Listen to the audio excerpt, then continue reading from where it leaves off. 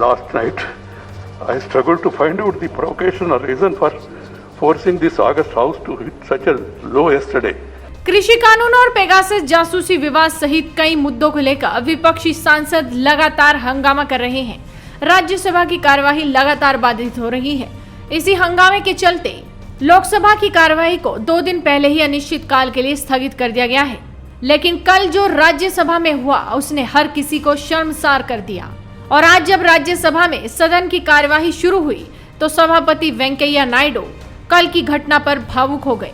सबसे पहले तो आप देखिए कि किस तरह से कल राज्यसभा की मर्यादा को तार तार किया गया। कांग्रेस नेता प्रताप सिंह बाजवा मेज पर खड़े होकर रूल बुक को फेंक रहे हैं। वापस लो, वापस लो, वापस लो, वापस लो, वापस लो।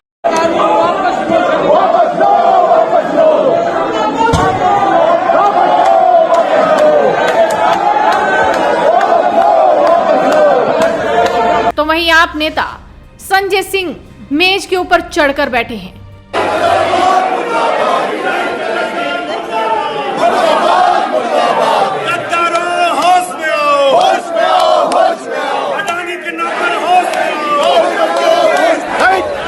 और आज जब राज्यसभा में मानसून सेशन शुरू हुआ तो कल हुए हंगामे पर बोलते हुए राज्यसभा के सभापति एम वेंकैया नायडू भावुक हो गए। उन्होंने कहा कि लोकतंत्र के मंदिर की बेअदबी होने से मैं रात भर सो नहीं पाया।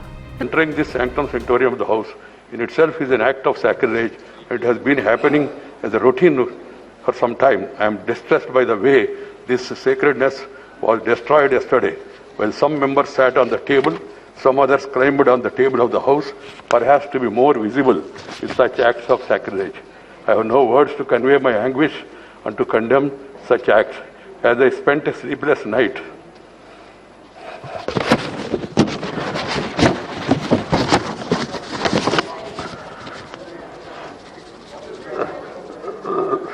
last night, I struggled to find out the provocation or reason for forcing this August House to hit such a low yesterday. A discussion on agriculture problems and solutions was listed. There can be difference of opinion and there can be a specific demand from anybody. They could have discussed it in the House, protested and voted against this thing. And you have got every right, members have got every right to demand for it withdrawal also.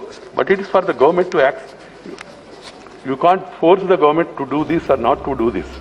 फिलहाल देखना होगा कि OBC आरक्षण bill Lok Sabha में तो पास हो गया, क्या राज्यसभा में भी पास हो पाएगा। तो आप भी अपनी नजरें बनाए रखिए, साथ ही जुड़े रहिए हेडलाइंस इंडिया के साथ।